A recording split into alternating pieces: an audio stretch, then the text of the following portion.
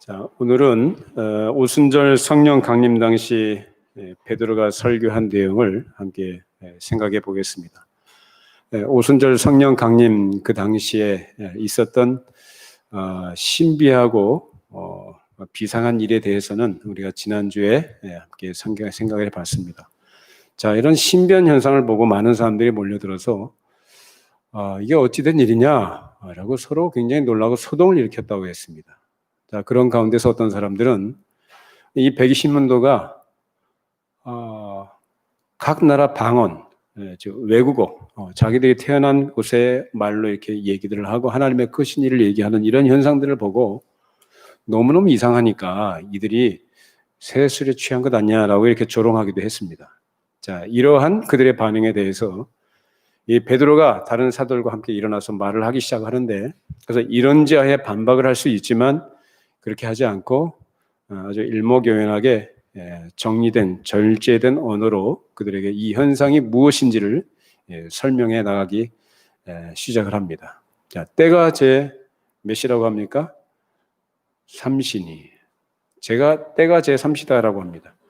그러니까 유대인들은요, 아침 9시가 하루에 기도 3번 하는 그 기도 시간 중에서 첫 번째 기도 시간이 바로 제 삼시입니다. 그러니까 아침 기도 시간이고 아침에 소제 드리는 시간이 바로 그 시간이에요. 그러니까 아침 소제를 드리면서 기도를 하는 시간이기 때문에 이 모든 절차를 마치기까지는 그들이 절대 술을 먹을 수 없는 것, 술을 마시지 않는다는 것 정도는 그 유대인들은 상식적으로 이미 다 잘 알고 있습니다. 네, 그런 가운데서 베드로가 그런 상황을 얘기를 하면서 구약의 요엘 선지자가 예언했던 말씀을 인용해서 말씀을 전하기 시작을 합니다. 그것이 16절에서 21절까지 말씀이죠. 읽어보십시다. 성경을 보시는 게 더 보기가 편하실 것 같습니다.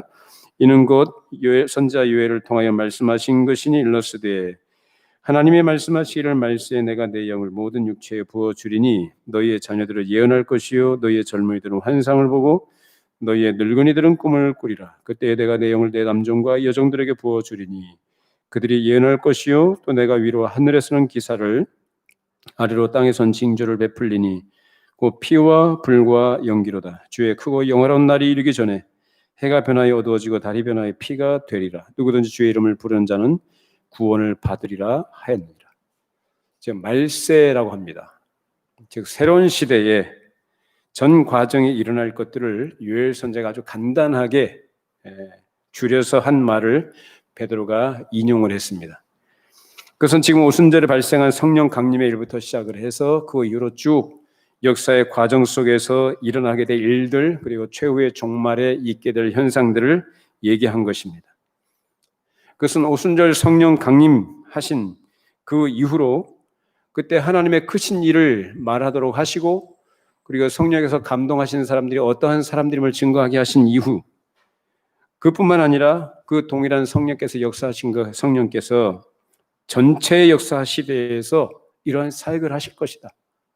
그래서 사도들로 인해서 전파된 그 복음 이후, 복음이 전파된 그 시대 이후의 모든 역사 속에서 이런 성령께서 모든 역사를 주관하시면서 그 일을 이루어 가실 것을 말한 것입니다. 근데 여기서 보면 예언 얘기하고 환상을 얘기하고 꿈을 얘기하는데요. 구약 시대에는 하나님께서 당신의 뜻을 계시하시는 중요한 방편으로 이런 것들을 사용하셨습니다. 그때는 계시가 완성된 시대가 아닙니다. 그래서 특별히 그 가운데 가장 분명한 방식으로 쓰신 것이 바로 예언이라는 것인데, 그 예언은 하나님께서 부르신, 세우신 선지자를 통해서 말씀을 그 백성들에게 전하도록 하신 겁니다. 그 방식이 직접 하나님께서 선지자에게 말씀하시기도 하지만 대체적으로 선지자가 하나님의 말씀을 기억하고 그리고 하나님 앞에 깊이 기도하면서 깨닫게 된 하나님의 뜻에 대한 확신을 성령께서 갖게 하실 때에 그것을 가지고 확실하게 말씀을 전한 것입니다. 그것이 바로 예언입니다. 그리고 또 환상과 꿈이라는 것, 이것도 역시 계시가 완성되기 이전에 하나님께서 당신의 뜻을 보여주시는 계시한 방편으로 허락하신 겁니다. 근데 그것은 독립적인 의미가 있는 게 아니라는 것을 염두에 두셔야 돼요. 분명히. 왜냐하면 하나님께서 말씀하시고 하신 일들에 비추어 봤을 때 그 연관성이 있어야 된다는 거예요. 즉 연속성이 있어야 된다는 겁니다. 이해가 되십니까? 근데 하나님께서 그동안 하셨던 말씀과 하신 일들과 관련된 것으로서 그것을 드러내고 명확하게 하시는 재료로서 이 꿈과 환상이라는 걸 쓰셨는데, 만약에 여기에서 어긋난 것이라고 한다면, 하나님께서 하셨던 말씀과 그가 하셨던 일들과 관계없는 것으로서 이 꿈과 환상이라는 것이 나타났다고 한다면 그것은 계시예요, 계시 아니에요? 계시가 아닌 거죠. 그러니까 독립적인 의미가 있는 게 아니라 그 말이에요. 환상이라는 꿈이라는 것이. 항상 그 연속성이 있는 것이고 그런 가운데서 유기적으로 나타나 보여지는 것이어야 됩니다. 그래서 이 계시의 발전이라는 것은요, 그냥 딱 무 자르시 잘라도 이게 따로 있는 것이 아니고, 나무가 어려서 점점 시간이 지나면 쭉 자라가듯이 계시도 그렇게 발전해 가는 거예요. 그렇기 때문에 그러한 연속성에서, 그런 관계성 속에서 꿈과 환상이라는 것이 의미가 있는 것이고, 거기에서 하나님의 뜻이 분명히 드러나게 되어 있는 것입니다. 근데 그것과 상관없이 오늘날 예수 믿는 사람들이 봐라, 사도행전에도 뭐 꿈 얘기하고 환상 얘기하잖아요. 말세를 뭐 있게 하신다고 했지 않느냐라는 식으로 얘기하면서 그런 그 하나님의 뜻이 이렇다 저렇다라고 이렇게 그런 식으로 아전인수격으로 해석을 하고 주장을 하는 경우들이 있습니다. 그것은 말 그대로 아전인수격이에요. 자기 생각이고 자기 고집일 뿐입니다. 그건 아무 계시하고 하던 관계가 없는 거예요. 근데 그걸 계속 주장하게 되면 아주 잘못된 것이고 아주 위험해지는 일이 될 수 있습니다. 그런 걸 조심하셔야 돼요. 마치 성경이 부족한 것처럼 계시가 완성됐다고 그래요. 오늘날은 완성된 계시 시대를 우리가 살고 있어요. 그렇기 때문에 성경으로 우리는 만족하고 성경으로 완전한 줄로 믿습니다.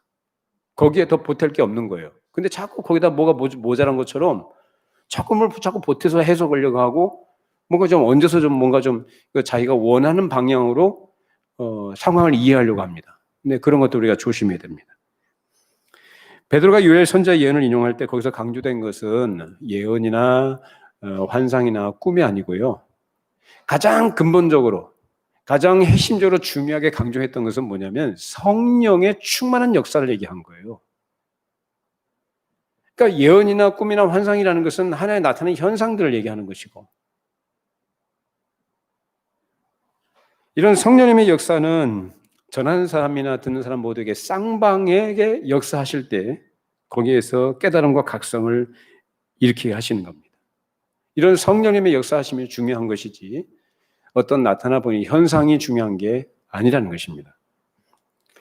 오늘날 예언이라는 것은, 예언을 얘기하는데 예언은 보통 이렇게 해석들을 하죠. 앞으로 무슨 일이 일어날 것이듯 뭐 이렇게 점치듯이 이렇게 말하는 경우들이 있는데 그것을 예언이라고 하지 않고 하나님의 말씀에 참여하는 거예요. 하나님의 말씀을 따라가는 거예요. 그것이 바로 예언입니다.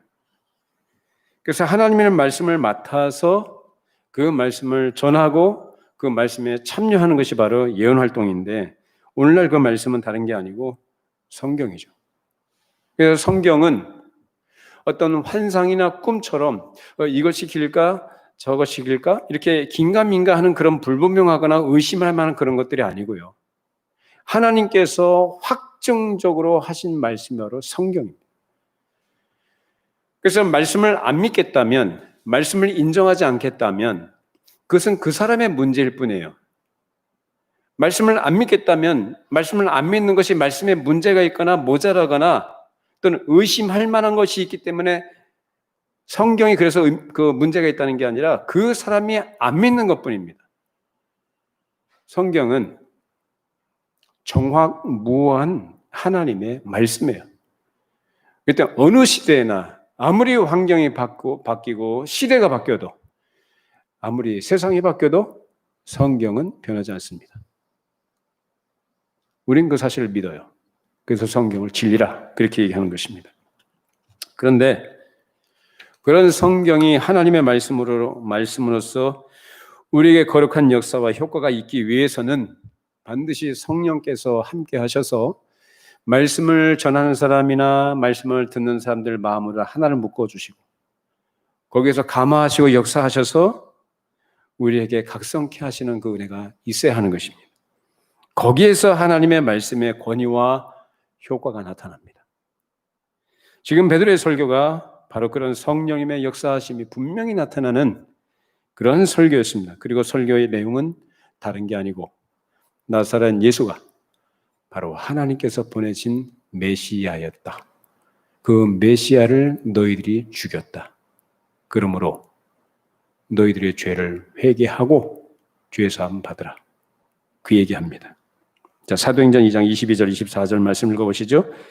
이스라엘 사람들아 이 말을 들으라. 너희도 아는 바와 같이 하나님께서 나사렛 예수로 큰 권능과 기사와 표적을 너희 가운데서 베푸사 너희 앞에서 그를 증언하셨느니라. 그가 하나님께서 정하신 뜻과 미리 아신 대로 내준 바 되었거늘 너희가 법 없는 자들의 손을 빌려 못 박아 죽였으나 하나님께서 그를 사망의 고통에서 풀어 살리셨으니 이는 그가 사망에 매여 있을 수 없었습니다. 하나님께서 나사렛 예수가 바로 하나님께서 보내신 메시아이심을 무엇으로요? 기사와 표적으로 그를 증명하셨다는 것입니다. 그런 그가 죽으신 것은 하나님의 정하신 뜻과 계획에 따른 것이었지 너희들이 의도한 대로 너희들이 힘과 너희들의 그 능력으로 예수가 죽은 게 아니다라는 거예요. 그럼에도 불구하고 그 예수를 잡아 죽인 책임은 누구한테 있다? 너희들에게 있다. 그러므로 회개해라. 그 회개를 촉구합니다.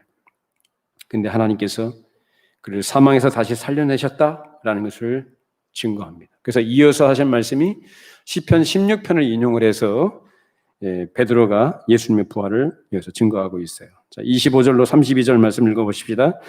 다윗이 그를 가리켜 이르되 내가 항상 내 앞에 계신 줄을 배웠으며 나로 요동하지 않게 하기 위하여 그가 내 우편에 계시도다. 그러므로 내 마음이 기뻐하였고 내 혀도 즐거워하였으며 육체도 희망에 거하리니 이는 내 영혼을 음부에 버리지 아니하시며 주의 거룩한 자로 썩음을 당하지 않게 하실 것이미로다. 주께서 생명의 길을 내게 보이셨으니 주 앞에서 내게 기쁨이 충만하게 하시리로다 하였으므로 형제들아 내가 조상 다윗에 대하여 담대히 말할 수 있노니 다윗이 죽어 장사되어 그 묘가 오늘까지 우리 중에 있도다. 그는 선지자라 하나님이 이미 맹세하사 그 자손 중에서 한 사람을 그 위에 앉게 하리라 하심을 알고 미리 본고로 그리스도의 부활을 말하되 그가 음부에 버림이 되지 않고 그의 육신이 썩음을 당하지 아니하시리라 하더니 이 예수를 하나님이 살리신지라 우리가 다 이래 증인이로다.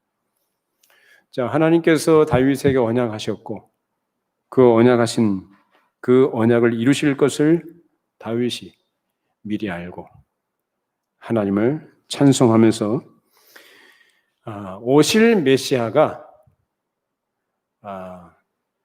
자신에게 주신 하나님의 언약과 관계된 분이심을 그들이 바라보면서 죽으심과 부활을 예언했다라는 것입니다. 그 예언의 성취자로 오신 분이 바로 나사렛 예수요. 그 예수가 죽음과 사망의 썩음에 계시지 않고 부활하셨는데 우리가 다 이래 증인이다. 그 예수를 하나님께서 높이셨고 약속하신 성령을 아버지께 받아서 너희가 보고 듣는 이것을 부어주셨다라고 얘기합니다. 그래서 그 자리에 모였던 수많은 사람들에게 베드로가 지금 나타난 성령의 강림과 성령님의 강림하신 이후에 나타난 이 신비한 일들이 그 현상들이 어떤 의미가 있는 것인지를 여기에서 변증한 것입니다. 술 취한 게 아니다. 자, 그러면 하나님께서 예수를 높이셨고 그가 약속하신 성령을 우리에게 보내주셨는데 그럼 그 예수님은 어떻게 하실까? 자, 사도행전 2장 34, 36절입니다. 다윗은 하늘에 올라가지 못하였으나 친히 말하여 이르되 주께서 내 주에게 말씀하시기를 내가 내 원수로 내 발등상이 되게 하기까지 너는 내 우편에 앉아 있으라 하셨도다 하였으니 그런즉 이스라엘 온 집은 확실히 알지니 너희가 십자가에 못 박은 이 예수를 하나님이 주와 그리스도가 되게 하셨느니라. 주님을 십자가에 못 박은 자들, 하나님과 원수된 자들, 악을 행하는 자들을 어떻게 하신다고요? 이제 나중에 심판날, 그때 심판하실 때에 그들을 모두 다 무릎을 꿇게 하실 것이다 라는 것입니다. 그런즉 너희가 분명히 알아야 된다. 너희가 십자가에 못 박은 이 예수를 하나님께서 주와 그리스도가 되게 하셨다. 그러므로 너희들이 못 박아 죽인 예수가 바로 그리스도였기 때문에 이 그리스도를 너희들이 잡아 죽인 죄를 너희들이 알겠느냐 라는 식으로 그들의 죄를 지적한 것이고 그들의 죄를 드러냅니다. 이 말을 듣고 사람들의 반응이 나타나요. 자, 37절, 41절까지 읽어보시죠. 그들이 이 말을 듣고 마음에 찔려 베드로와 다른 사도들에게 물어 이르되 형제들아 우리가 어찌할꼬 하거늘 베드로가 이르되 너희가 회개하여 각각 예수 그리스도의 이름으로 세례를 받고 죄의 사함을 받으라 그리하면 성령의 선물을 받으리니 이 약속은 너희와 너희 자녀와 모든 먼데 사람 곧 우리 주 우리 하나님이 얼마든지 부르시는 자들에게 하신 것이라 하고 또 여러 말로 확증하며 권하여 이르되 너희가 이 패역한 세대에서 구원을 받으라 하니 그 말을 받은 사람들은 세례를 받음에 이날의 신도의 수가 3,000여 더하더라. 자, 베드로의 이 설교를 들은 사람들의 마음이 어떻게 됐다고 그래요? 찔렸다. 그 마음을 찔러주신 분이 성령님이십니다. 그러면서 어쩔 줄을 몰라요. 자기들이 죄인 줄도 몰랐고 자기들이 무슨 짓을 했는지를 모릅니다. 그런데 이제 그걸 알게 하신 거죠. 성령께서 그 마음속에 각성케 하신 거예요. 그러니까 어쩔 줄 몰라 우리가 어찌할꼬라고 얘기를 합니다. 자신들이 저지른 무서운 죄가 얼마나 무슨 성격을 갖고 있는지를 알게 합니다. 이렇게 죄인들을 각성케 하는 베드로의 설교가 참된 설교였습니다. 참된 설교는 사람을 살리는 설교예요. 사람을 살리는 설교는 그의 죄를 드러내고 폭로하고 죄의 회개를 촉구하는 것이 그 시작점입니다. 믿으십니까? 근데 이것이 없이 생명을 얘기하고 평안을 얘기하는 것은 그것은 거짓입니다. 그것은 잘못된 거예요. 어찌 죄에 대한 각성과 회개와 돌이킴이 없는데 거기에 무슨 평안이 있고 거기에 무슨 위로가 있고 거기에 무슨 복이 있겠습니까? 사람이 사는 것은 다른 게 아니에요. 그것은 곧 사람이 죽어 있다는 얘기고 저주하려 했다는 얘기예요. 뭐 때문에? 죄 때문에요. 결국 사람의 모든 문제의 근본적인 문제는 다른 게 아니고 죄의 문제입니다. 그 죄의 문제를 해결해 주시기 위해서 오신 분이 바로 예수님이에요.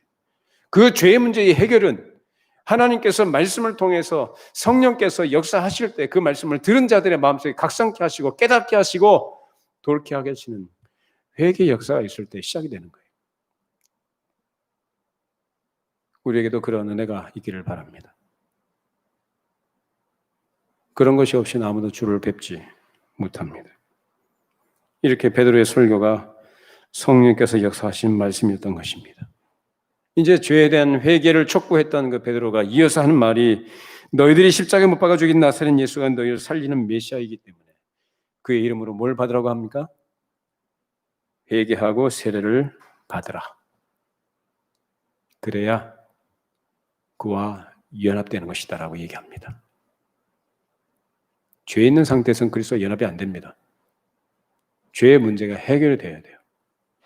해결이 되고 이제 그 안에 가지고 있는 그 하나님께 대한 참된 회개와 하나님의 은혜를 간절히 사모하는 그 마음이 있을 때 성령께서 역사하시고 그가 그리스도와 연합된 자로 새 생명을 누리도록 은혜를 베푸시는 것입니다. 그것이 바로 성령의 선물을 받는 것입니다. 그렇게 할 때 그 사람이 달라진다는 거예요. 그 성령의 선물을 받은 사람들은 달라집니다. 누구든지 죄를 회개하고 그가 무슨 죄를 지었든지 무슨 죄 가운데 있든지 간에 그가 회개하고 주님의 이름 앞에 엎드려 굴복하고 하나님의 사위하시는 종을 구할 때 그 모든 죄를 사함받고 생명의 복을 누린 줄로 믿습니다. 이 베드로의 설교를 듣고 성령님의 역사를 그 마음에 찔림을 받는 자들이 이제 회개하고 세례를 받고 주님께 돌아왔는데 그 수가 3,000명이나 더했대요. 근데 오늘 말씀해 보니까 뭐라고 합니까?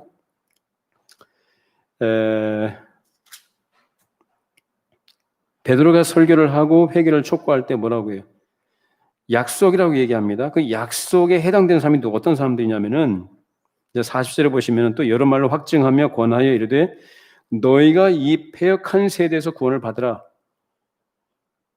그 이어서 41절에 보시면은 그 말을 어떤 사람들이에요?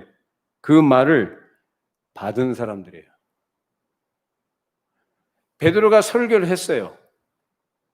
회개를 촉구하고 회개하고 세를 받으라고 그렇게 권면을 했습니다.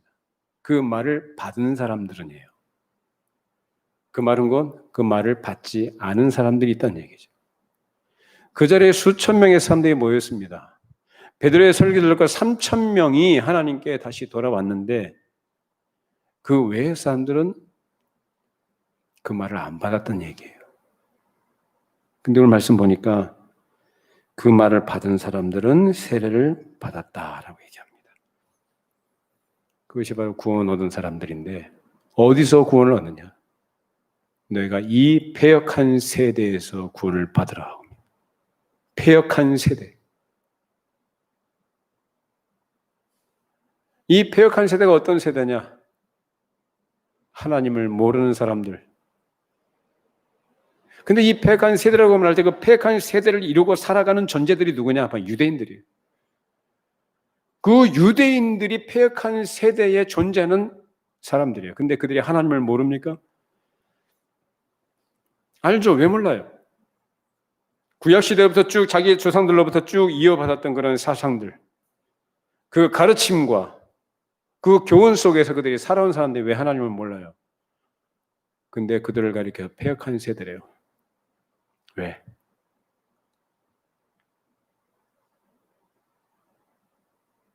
그들이 추구하고 있는 것은 하나님 나라 사상이 아니었어요. 하나님과 상관없는 유대 민족주의 정신에 충실한 자들이에요. 그래서 예수를 죽인 거 아닙니까? 왜 죽여요? 자기들이 기대했던 예수가 아니에요. 자기들이 원했던 예수가 아니에요. 자기들이 만들고 싶은 예수가 아니기 때문에 죽인 거예요. 그것이 패역한 세대입니다. 이 패역한 세대에서 구원을 받으라고 합니다. 그 구원은 그 패역한 죄 가운데 있는 것들을 정직하게 인정하고 회개하고 돌이킬 때 거기서 성령님의 역사가 일어나는 것입니다. 이 베드로의 설교를 듣고 성령님의 역사를 그 마음에 찔림을 받은 자들이 이렇게 돌이키게 됐는데 유대 민족주의 사상으로 요지부동하던 사람들이 베드로의 죄를 지적하고 책망하는 설교를 듣고 그 마음에 찔림을 받아서 돌이켜 구원의 길로 돌아오게 된 것입니다. 이것이 바로 성령님의 역사하심이고 성령의 선물을 받은 사람들의 변화예요. 이후로 놀라운 일이 벌어집니다. 이전 사람들과 다른 모습으로 그들은 나타나게 됩니다. 이제까지 자신들이 살았던 삶의 방식들, 자기 주장과 자기 고집과 유대 민족주의 사상을 다 버리고 하나님 나라 백성이 살아가는 삶의 방식으로 바뀝니다. 사람의 삶의 태도가 바뀌는 것은 그냥 겉모습만 바뀐다고 바뀌는 게 아니고 그 속에 있는 가치관, 그가 가지고 있는 사상이 바뀌어야만 바뀌는 거예요. 근데 실제적으로 이 베드로의 설교를 듣고 있던 사람들이 그런 변화를 보여줬다는 것입니다. 그 이후로 나타난 쭉 설명된 것들이 바로 초대교회가 어떠한 모습이었는지, 오늘날 교회가 다시 추구하고 회복해야 될 교회의 원형이 무엇인지를 우리에게 가르쳐 줍니다. 사도행전 2장 42절, 47절 읽어보십시다. 그들이 사도의 가르침을 받아 서로 교제하고 떡을 떼며 오로지 기도하기를 힘쓰니라. 사람마다 두려워하는데 사도들로 말미암아 기사와 표적이 많이 나타나니 믿는 사람이 다 함께 있어 모든 물건을 서로 통용하고 또 재산과 소유를 팔아 각 사람의 필요를 따라 나눠주며 날마다 마음을 같이하여 성전에 모이기를 힘쓰고 집에서 떡을 떼며 기쁨과 순전한 마음으로 음식을 먹고 하나님을 찬미하며 또 온 백성에게 칭송을 받으니 주께서 구원받는 사람을 날마다 더하게 하시니라. 자, 회개하고 세례를 받고 하나님께로 돌아온 사람들이 가장 먼저 한 일이 뭡니까? 사도의 가르침을 받는 것입니다. 말씀을 배우는 거죠. 그 당시에 사도가 가르친 것은 다른 게 아닙니다. 오늘날 유행하는 그런 류의 메시지들이 아니고 하나님 나라였습니다. 하나님 나라가 뭐냐? 예수가 하나님의 아들이신 그분이 이 땅에 오셔서 십자가에 못 박혀 죽임을 당하시고 다시 부활하시고 승천하시고 하나님 보좌의 우편에 앉아 계시고 결국 이 땅에 다시 오실 것인데 결국은 뭐냐? 하나님 나라예요. 그 하나님 나라에 관한 것을 사도들이 가르쳤습니다.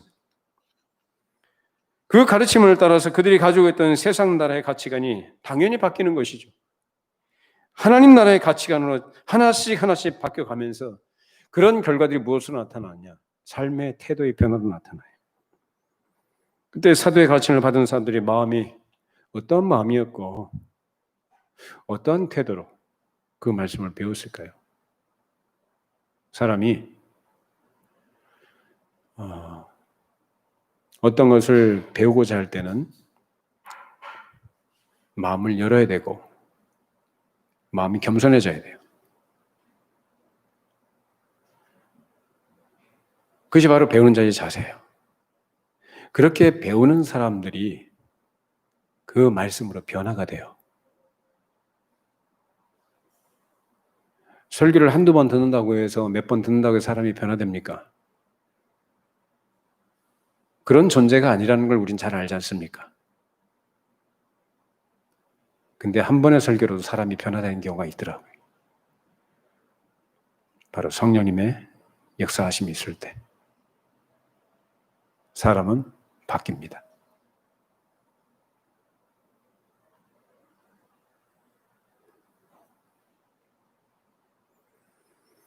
사도의 가르침을 받은 사람들은 그 안에 계신 성령께서 감화하시고 이끄시는 대로 겸손한 마음으로 말씀을 받았기 때문에 그 성령의 역사로 변화가 된 것입니다. 여러분들이 예수를 믿고 신앙생활하는 그리스도인으로서 교회에서 목사로부터 배워야 될 것은 다른 게 아니고 복음입니다. 복음은 하나님 나라야.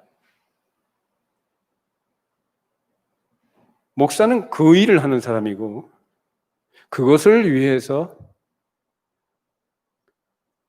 사역을 하는 것입니다.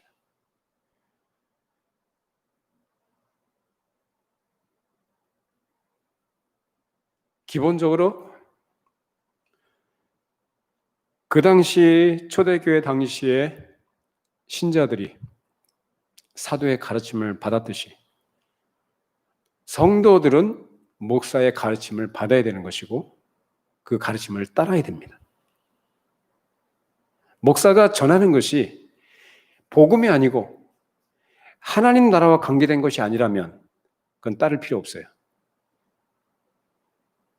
그러나 목사가 하나님 앞에서 순전한 마음으로 그에게 주신 은사와 재능을 따라서 그 은혜의 분량을 따라서 그에게 맡겨주신 영혼들에게 필요한 양식으로 말씀을 전하고 가르치면 성도들은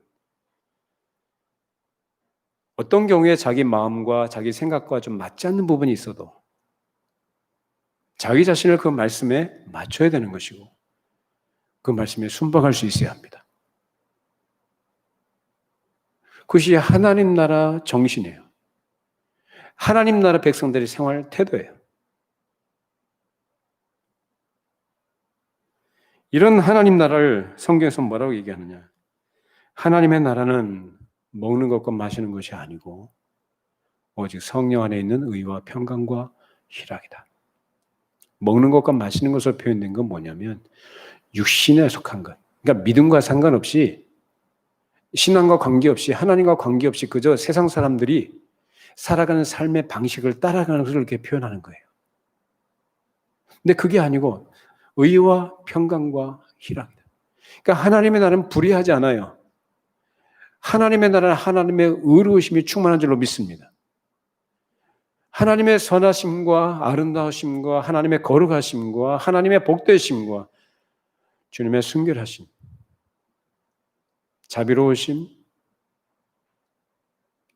이런 하나님 나라 의와 평강과 희락을 우리에게 선물로 주셨는데 말씀을 통해서 그 하나님 나라를 잘 배워가고 그 배움과 함께 성령께서 그 마음속에 감화하시고 역사하실 때 그 가운데서 우리가 하나님 나라를 누리며 맛보며 살아갈 수가 있습니다. 우리 모두에게 그런 은혜가 있기를 바랍니다. 우리가 뭐 때문에 모입니까? 우리가 세상 나라를 위해서 모인 거 아니고 세상의 정신을 구현하기 위해서 모인 거 아닙니다. 우리의 중심은 하나님 말씀이고 우리가 추구하는 것은 하나님 나라예요. 그 하나님 나라의 어떤 복됨과 즐거움을 함께 나누고 누리며 살아가는 것이 교회 생활인 거예요. 근데 문제는 뭐냐 하면 우리 가운데 죄가 있으면 그것을 누릴 수가 없는 거죠. 하나님 나라와 성격상 반대, 거스르는 그런 죄가 있을 때 어떻게 그 하나님 나라를 누릴 수 있겠습니까? 그래서 필요한 것이 회개라는 것이고 회개해서 돌이켜 하나님께로 나아가야 되는 것이고 하나님 앞에 은혜를 구하고 하나님께서 약속하신 것들을 믿음으로 받고 겸손하게 하나님의 말씀을 따라갈 때 우리는 하나님께서 주시는 의를 힘입어서 생명의 복락을 누릴 수가 있습니다. 이런 하나님 나라가 내 마음 또 우리 가정과 우리 교회와 여러분의 삶의 모든 부분들에 충만하게 누려질 수 있기를 바랍니다. 이렇게 사도의 가르침을 받은 사람들이 서로 교제하고 떡을 떼며 오로지 기도하기를 힘썼다라고 얘기합니다. 이것이 교회의 원형입니다. 오늘날 교회가 모자란 부분들, 교회가 잃어버린 부분들, 채워져야 될 부분들, 회복해야 될 부분들이 바로 이 부분이라고 생각을 해요. 사도의 가르침으로부터 시작된 그들의 삶의 태도와 가치관의 변화로부터 시작된 이런 교회의 양상들이 여기서 나타나게 되는데 여기서 중요하게 강조되는 것이 뭐냐면 성도가 서로 교제하는 거래요. 교제. 서로 교통하는 거죠. 우리들 고백하는 우리 신앙 고백 속에 그 성도가 서로 교통하는 것과 라고 고백하죠. 서로 교제하는 거예요. 이 교제에서 중요한 것이 떡을 뗀다라고 했는데 이게 애찬입니다. 애찬. 그래서 사랑의 교제를 무엇으로? 먹는 것을 가지고 합니다. 거기서 중요하게 강조되는 것은 요소는 바로 성찬이죠. 그래서 성찬을 통해서 그리스도와 함께 교제하는 것이 가장 중요한 것이고 이렇게 떡을 땜으로써 그리스도의 거룩한 교통이 있었던 것이고 기도를 통해서 하나님과 영적 교통 속에서 그 말씀을 계속 묵상하면서 하나님의 말씀의 길을 걸어갔던 것이 바로 그 당시 교회의 모습이었던 것입니다. 그런 가운데서 사도들을 통해서 하나님께서 성령께서 기사와 표적이 많이 나타나게 하심으로 유대주의자들이 이 예수 믿는 자들을 주의하고 경계하고 어떤 경우에 멸시하고 더 적극적으로 박해하는 그런 상황 속에서 이 사람들이 어떻게 했느냐? 그런 기사와 표적들을 통해서 이 사도들이 바로 하나님이 세우신 종들임을 증명하게 하셨습니다. 그래서 믿는 사람들이 많아지게 됐다는 거예요. 그 믿는 사람들이 날마다 마음을 같이 해서 어디에 모이기를 힘썼느냐? 성전에 모이기를 힘썼다고 합니다. 성전에 모이기를 힘썼다고 그래요. 여러분, 우리 지체 여러분들 모이기에 힘쓰시기를 바랍니다. 현 상황이, 물리적인 환경이, 우리가 처해 있는 현실이 이런 것들을 제약을 하고 우리를 위축시키는 것이 있지만 그런 가운데서일지라도 결국 관건은 하나님을 사랑하느냐, 하나님을 경외하고 참되게 하나님의 말씀을 순전하게 따르느냐의 관건이에요. 진정으로 하나님을 경외함으로 하나님을 두려워하냐, 참되게 그 믿음을 따라가고 믿음을 지키려고 애를 쓰느냐의 문제예요. 우리 눈에 보이는 현실과 우리가 처해 있는 상황들은 그런 제약들이 우리의 믿음을 방해할 수 없습니다. 코로나보다도 코람데오 하나님 면전 앞에서 하나님 앞에서 오히려 이런 시련과 고난과 이 역경들이죠. 교회가 처해 있는 이 어려움들이 우리의 믿음의 순전함, 하나님 앞에서의 우리의 믿음의 진정성, 그동안 들었던 우리가 믿음에 고백했던 그런 말씀에 대한 충성됨, 이런 것들이 여실히 증명되는 기회가 되기를 바랍니다. 위축되거나 기죽지 마시고 담대하게 그 이면에 있는 영적 싸움이라는 것을 기억하셔서 이런 때일수록 순전한 마음으로 서로 떡을 떼고 참된 교제가 이어지기를 바랍니다. 그것이 교회라니까요. 여러분 꼭 기억하세요. 교회는 모이는 거예요. 모이는 것이 교회예요. 단순히 사람이 모이는 단체나 조직이 아니라 모임이에요. 교제예요. 이것은 그리스도와의 교통에서 오는 또 필수적으로 동반되는 교회의 양상인 것입니다. 이것을 무시하면 안 됩니다.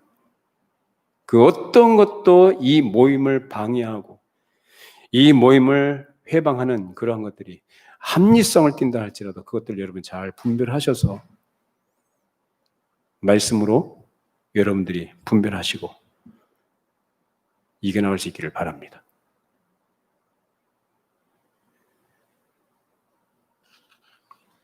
여기서 마음을 같이해서 다 함께 성전에 모였다고 했는데 마음을 같이 하게 된다는 것은 참 인간적으로 참 어려운 얘기입니다. 다 생각이 다르거든요. 관심사가 다르고 성향이 다르고 스타일이 달라요. 어떻게 그런 사람들이 마음을 같이 할 수 있을까요? 여기서 마음을 같이 한다는 것은 한 군데로 집중한다는 얘기거든요. 어떻게 그것이 가능할까요? 여기서 어디를 집중했을까요? 마음을 같이 했다는 것은 단순히 우리끼리 어떻게 하자 그게 아니라 한 군데로 집중했다는 얘기예요. 관심사가. 어디에? 진리의 말씀이에요. 하나님 말씀에 집중하는 거예요. 그 진리 안에서 하나님께 속한 것에 대해서 하나님 앞에서 우리가 가져야 될 교회로서의 마땅한 자태를 생각을 하면서 그 초대교회 당시에 상황이 어땠습니까? 오늘날 우리가 지금 처해 있는 상황하고는 비교가 안 될 정도로 열악했어요. 그런 가운데서도 그 안에 누가 계셨어요?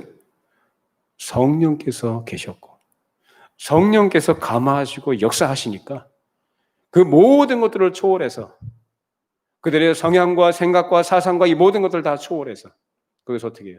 우리 진리 안에서 하나 되게 하신 줄로 믿습니다. 그래서 그들은 성령께서 하나 되게 하신 것을 힘써 지키기 위해 그 안에서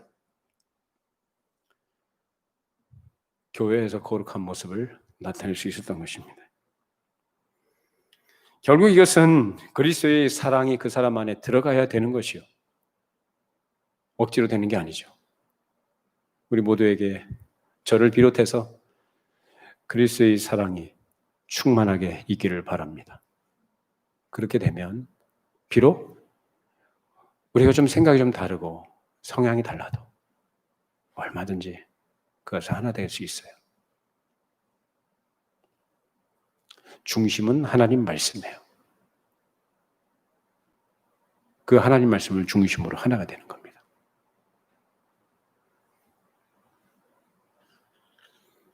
여기에서 누구를 대하든지 그 그리스도의 사랑이 들어간 사람은 어떤 사람을 바라보더라도 그 사람을 대할 때 차별 없이 대할 수가 있습니다. 제가 성도 여러분들을 차별하고 누가 선별적으로 이렇게 하고 그러지 않습니다. 저는 목사이기 때문에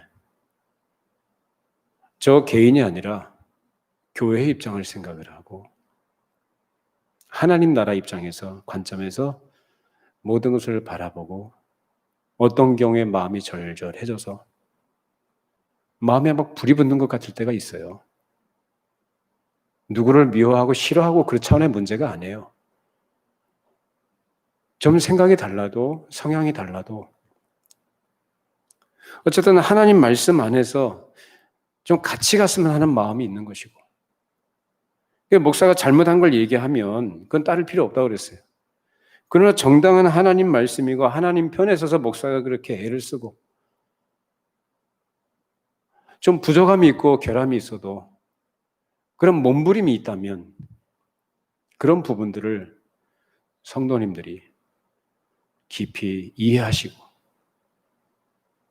오죽했으면 저러실까라는 그런 마음을 가지고 좀 동참해 주시면 함께 협력해 주시면 그것이 하나님께서 기뻐하신 일 아니겠습니까? 저는 여러분들이 그게 정말로 간절하게 간곡히 부탁합니다. 마음을 같이 해서 그리스도의 사랑 안에서 동일한 사랑을 나누고 서로 교제하는 우리 교회가 되기를 바랍니다. 초대교회는 그렇게 성전에 모이기를 힘썼을 뿐만 아니라 집에 돌아가서도 서로 사랑을 나누고 함께 기쁨과 순전한 마음으로 음식을 먹었다고 합니다. 그래서 먹는 걸 자꾸 얘기하는데요. 이 먹는 일이 과거와 달라진 거예요. 과거에는 그저 내 육신이 먹고 마시는 것에 의미가 둔 것이었다고 한다면 이제는 달라졌다는 것입니다. 우리가 밥을 먹는 것이 의미가 있기 위해서는 우리 인생의 목표와 내용이 의미가 있어야 됩니다. 죄를 짓고 악을 행하고 하나님을 대적하는 자리에서 사람들이 밥을 먹는다면 그 밥을 먹는다는 것은 뭘 공급하는 거예요? 죄를 짓고 하나님을 대적하는 일에 힘을 공급하는 거예요. 근데 하나님의 백성들이 밥을 먹는다는 것은 뭘까요? 하나님의 백성들이 밥을 먹는 것은 그 밥을 먹는 것으로서 누구를 위해서? 하나님을 위해서, 하나님의 영광을 위한 것이며 그 영광을 위해서 함께 우리 육신의 생애 존재를 위해서 가장 기본적으로 필요한 에너지를 함께 공급하는 그 일에 동참하는 것이고 하나님의 선하신 뜻을 이루는 위해서 우리가 협력한다는 그 상징적인 의미가 있는 것이 바로 애찬입니다. 너희가 먹든지 마시든지 무엇을 하든지 다 하나님의 영광을 위해서라고 합니다. 여러분이 먹는 의미가 달라지기를 바랍니다. 내 육신이 그저 살기 위해서 먹는다는 것은 세상 사람들이 하는 방식이고 바로 하나님 없이 살아가는 것이 바로 죄인의 삶인데 그 죄인의 삶을 위해서 힘을 공급해 주는 것이 그들이 먹고 사는 그 의미예요. 우린 그런 사람들 아니에요. 함께 먹고 나누는 것이 우리가 서로 그리스도 안에서 연합된 지체는 것을 확인하고 하나님께서 우리에게 주신 것으로 우리가 먹고 음식을 취함으로 우리가 건강을 위해서 우리의 생명을 또한 보존하면서 이 땅에 하나님의 거룩하신 뜻이 이루어지는 협력하고 동참한다는 거기 응원한다는 서로 친밀감을 가지고 응원한다는 그런 의미가 있는 것입니다. 그래서 성도의 교제가 굉장히 중요한 것인데 요즘은 교회에서 참 밥을 못 먹는 그런 시대가 됐습니다. 여러분 이 안타까운 이 시대의 어떤 그런 일들을 마음에 아파하면서 이런 때일수록 왜 물리적인 환경에서 서로 함께하지 못하는 그런 제약이 있지만 우리 마음으로 우리 영적으로 말씀 안으로 기도 가운데 서로 교통하시고 교제를 계속 이어가시기를 바랍니다.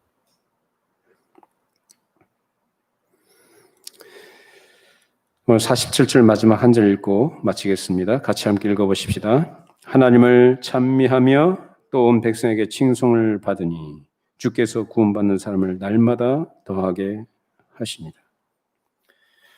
베드로의 설교로 인해서 처음 형성된 교회는 항상 사도의 가르침을 받았고 서로 교제하고 사랑을 나누면서 기도하며 생활해 나갔습니다. 이것이 초기 교회의 시작의 중요한 기초들이었습니다. 이것이 우리 교회에도 주시는 중요한 교훈으로 우리는 받습니다. 서로 교회를 이루는 지체로서 하나님께서 세우신 질서와 우리에게 주신 거룩한 권위를 따라 가르치는 그 가르침을 여러분 잘 배우시고 따르시기를 바랍니다.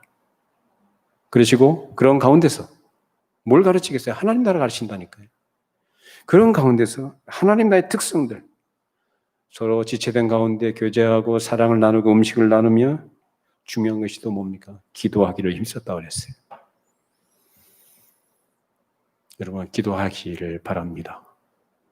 기도하셔야 합니다. 기도하면 내 영혼이 살고 교회가 살고 내가 기도하면 죄를 이기고 또 하나님의 깊은 은혜를 누리며 살아갈 수가 있습니다. 기도하면 교회가 더 건강해지고 우리 가정이 건강해지고 우리의 삶이 건강해집니다.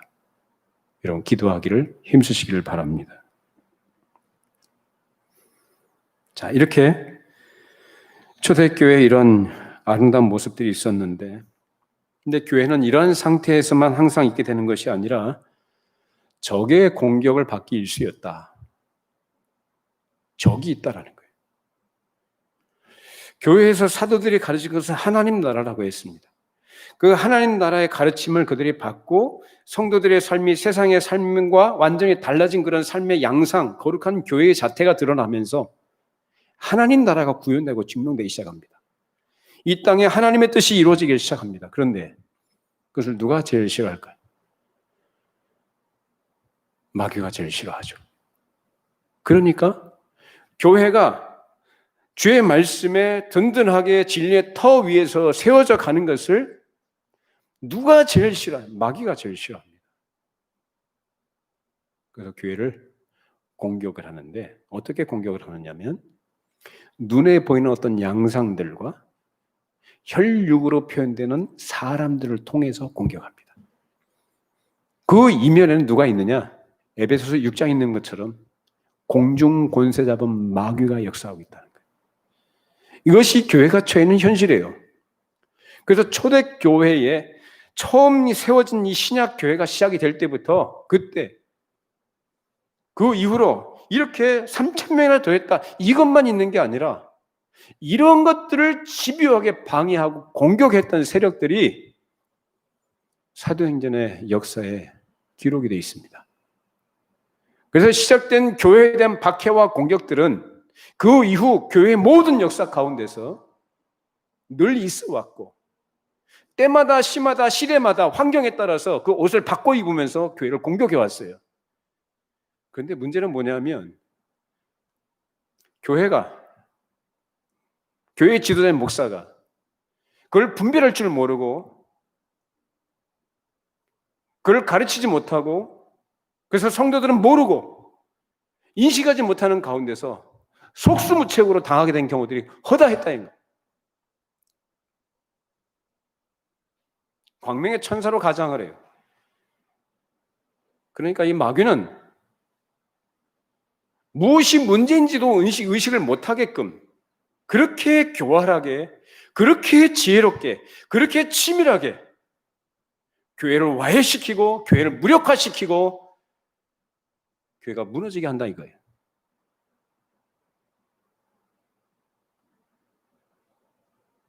그래서 이런 현상들을 볼 때 저건 사람이 어쩌네, 환경이 어쩌네, 뭐 정치가 어쩌네, 그 문제가 아니에요.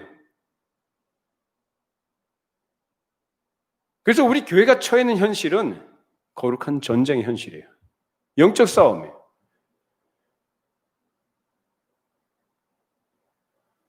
그래서 이 땅에 있는 교회는 그래서 초대교회에서 사도행전의 기록을 통해서 우리에게 보여주는 것은 바로 오고 오는 모든 시대에 있는 교회가 당하게 될 현실들, 교회가 잡아야 될, 교회가 갖춰야 될 그런 자세와 태도들, 싸움의 현실적인 성격이 어떤 것인지를 우리에게 분명히 보여주는 것이 사도행전이에요. 오늘날도 동일합니다. 핑계 없는 무덤이 없다고요? 아주 그럴듯한 이유와 명분 그런 것들을 가지고 할 말 못하게 만들어요. 위축되게 하고. 그만큼 사단은 지혜롭습니다.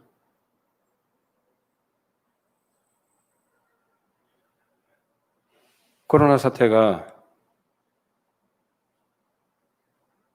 전염병의 문제가 아니라 크게 보면 하나님의 섭리하에서 이루어진 일들이긴 하지만 하나님의 허용하신 범위 내에서 사단이 또한 동시에 역사하고 있다는 거 꼭 기억하시기 바랍니다.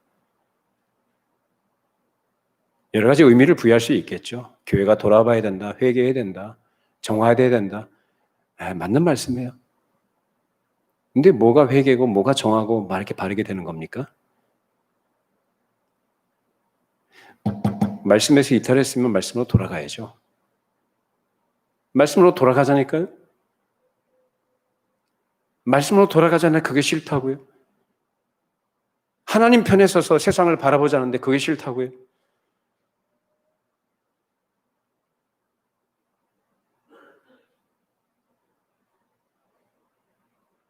저는 제 생명 하나도 안 아까워요. 진리를 위해서라면, 복음을 위해서라면, 하나님 나라를 위해서라면, 그의 영광을 위해서라면 나 목숨까지 내놓겠어요.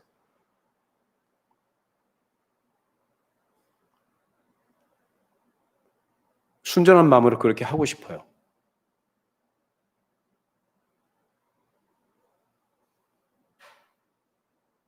여러분, 교회입니다. 교회가 뭔지를 알아야 돼요. 교회에 대한 생각과 교회에 대한 인식이 철저하지 못하고 불분명하게 되면 세상에 당합니다. 끌려가게 돼 있고 넘어지게 돼 있어요.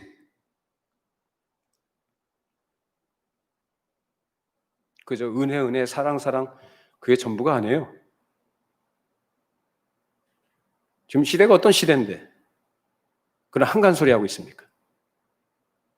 우리가 처해 있는 영적 현실이 얼마나 처절한데 그런 한간 소리를 하고 있습니까?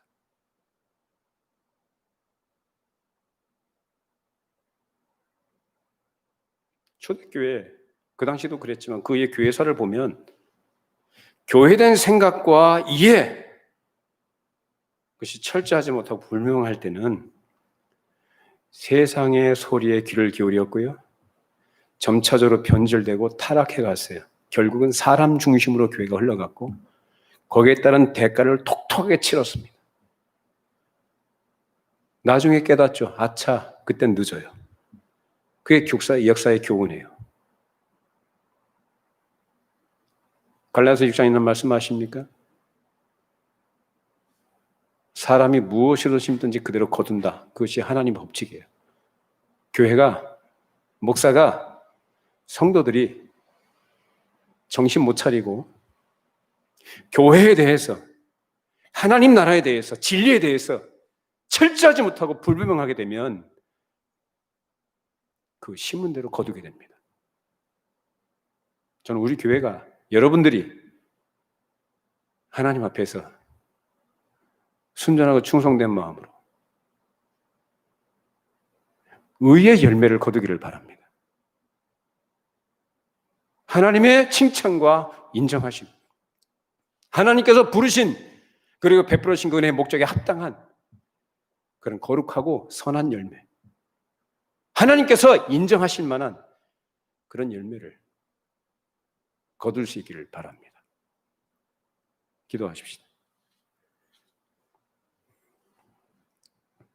거룩하신 하나님,